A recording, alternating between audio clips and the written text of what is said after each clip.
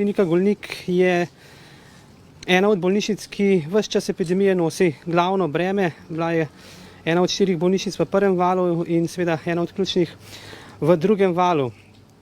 Tako se lahko samo zahvalim vsem zaposlenim na Kliniki Golnik, da so svojo predanostjo in strokovnostjo v teh težkih časih omogočili obravnavo COVID in tudi vseh ne-COVID pacientov, ki so potrebovali to zdravstveno oskrbo.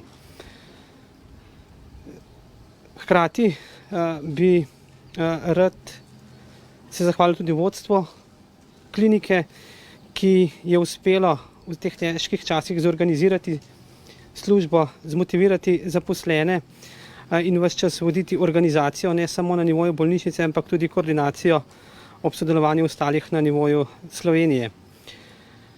Zaradi seveda poznavanja sistema in pa odlične strokovnosti, s katero se je direktor Rozman izkazal tudi pri sodelovanju v strokovni skupini, sem ga danes povabil k vodenju zdravstvenega sveta, ki bo imenovan v naslednjih dneh.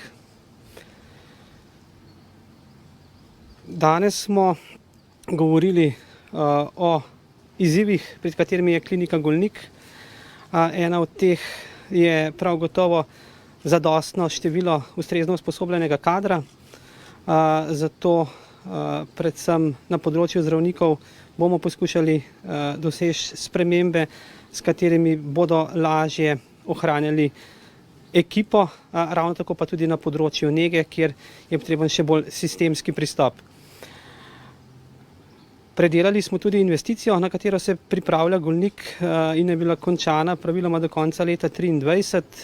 Narejena je projektna naloga za izolacijski oddelek, ki bo imel 5 etaž, skupaj skoraj 9000 kvadratnih metrov uporabnih površin in je že v izdelavi tako imenovan DIP, tako da pričakujemo to dokumentacijo, da seveda lahko čim prej skupaj s Kliniko Golnik zapeljemo vse potrebne postopke. Ves čas, ko govorimo, se seveda dotikamo epidemije, zato morda še komentar na današnje številke, ki jih beležimo. In sicer je bilo včeraj pozitivnih 920 prebivalcev Slovenije na koronavirus. To je 28 manj kot prejšnji petek. To sicer ni slab rezultat, zagotovo pa nam ustavlja krivuljo padanja pozitivnih COVID pacientov in posledično že kar nekaj časa stojimo tudi v bolnišnicah številkami okoli 500. No, danes lahko na srečo rečem, da smo imeli zjutraj prvič pod 500 hospitaliziranih. Mislim, da od novembra naprej se ta številka še ni pokazala in grožnja, ki jo predstavljajo seveda zunanji sevi oziroma novi sevi, kot sta južnoafriški, britanski, brazilski in še kater ostaja, zato bo potrebna v nadaljevanju previdnost. Seveda bomo epidemijo zmogli z osnovnimi ukrepi, z nošnjo mask, razkuževanjem, razdaljo, prezračevanjem in pa tistim izzivom, za katerega ves čas poudarjamo, da je najpomembnejši pri širjenju nalezljivih bolezni, to je cepljenje. Naslednji teden imamo cilj začeti s cepljenjem v vzgoji in izobraževanju, zato z mojega mesta poziv vsem v vzgoji in izobraževanju, županom in pa tudi direktorjem zdravstvenih domov, da se organizirajo na enak oziroma podoben način, kot so to naredili pri testiranju in pokazali, da vsi skupaj zmoremo. Zakaj je cilj uspešno in čim večjem številu precepiti zaposleni v vzgoji in izobraževanju? Prvič zato, da zagotovimo varnost zaposlenih v vzgoji in izobraževanju in otrok. To mora biti naše prvo jasno sporočilo in cilj. Drugo je seveda razbremenitev zdravstva, kajti na ta način že pri AstraZeneca po 3 tednih ni potrebno več rednih testiranj, pri ostalih cepivih pa 14 oziroma teden dni po drugem odmerku. Potem seveda se zaposleni v vzgoji in izobraževanju ne bo potrebno testirati, ko bodo enkrat uspešno cepljeni, in tisto, kar je pomembno, ohranjali bomo odprte šole. In to je cilj, za katerega se moramo vsi truditi. In na enak princip, kot bomo ohranjali odprte šole za ustrezno precepljenostjo, bomo ohranjali odprte tudi ostale dele družbe.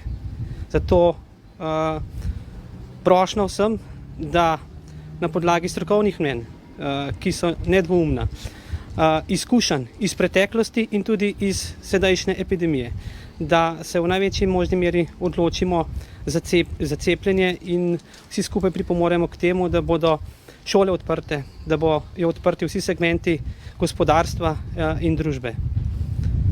Jaz bi se najprej lepo zahvalil ministru za zdravje, gospodu Janezu Poklukarju, za obisk v naši bolnišnici, za razumevanje, zaupanje in tudi pohvale, ki nam jih je izrekel. Dotaknili smo se tako poslovanja naše klinike, na tem obisku pregledali načrte tudi za prihodnost in pa realiziran program in pa seveda to, kar trenutno poteka, delo, ki trenutno poteka v naši bolnišnici. Posebej nas veseli to, da gospod minister kaže dobro razumevanje, poznavanje zdravstvenega sistema in pa tudi razvojno naravnano miselnost. Tukaj ne gre samo za razvoj posameznih bolnišnic, ampak sistema kot celote, ki bo prijaznejši uporabniku, bolniku in nas bo tudi informacijsko popeljal na novo stopnjo razvoja, če bodo vsi ti načrti, o katerih govorimo, tudi sprovedeni. Veselimo se tega, da bi sistem lahko spremenili tudi na ta način, da bo postajal zanimiv za poklice v zdravstvu, tako za medicinske sestre kot za zdravnike, da bo nudil možnost razvoja in strokovnega napredka, od česar bodo predvsem imeli korist uporabniki, bolniki, tako na nivoju kvalitetnejših storitev, varnejših storitev, kot tudi krajših čakalnih vrst. Tako da imamo zaenkrat veliko upanje za prihodnost, te napore bomo tudi podprli po svojih najboljših močeh in tudi svoje lastne dobre prakse posredovali drugim, hkrati pa smo se pripravili tudi učiti od drugih, tam ker imajo boljše zamisli kot mi. Toliko mogoče v pogledu prek te epidemije, o kateri se že ves čas pogovarjamo, tako da imamo pač tudi upanje, da smo res v zadnji fazi, kjer je pa treba še svoje delo oddelati, kot je že minister poudaril, z seveda spoštovanjem načina življenja, ki ga trenutno imamo, tako da bomo v prihodnosti lahko nekako se bolje v tem svetu, kakršen po covidu je in ostaja, znašli in tudi lahko živeli. Kar se covida tiče, imamo v skladu z programom postopnega zapiranja covid oddelka odprt en oddelek, reden oddelek s 30 postelami, ki je sicer zaseden z bolniki in pa tudi na intenzivnem oddelku še 6 postelj. En redni oddelek je v karanteni, ki se je zaključil v ponedeljek, ker smo imeli pred dobrimi 10 dnevi tudi vdor, kljub vsem tem ukrepom, ki jih pač izvajamo z vidika zaščite osebe in bolnikov. Trenutno smo precej teh naših zmogljivosti, ki za covid niso več potrebne, že preusmerili v izvajanje rednih programov.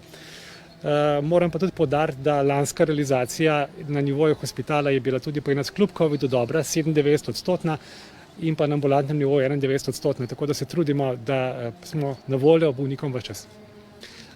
Trenutno sekvence tega virusa, ki je bil povzročitelj vdora, so še v delu, tako da rezultate pričakujemo ta teden. Glede na visoko nalezljivost, priča smo bili hitrejšemu razširjanju kot celo preteklo leto. Sicer smo posumili epidemiološko na angleški sev, vendar pa tega še nismo potrdili zaenkrat.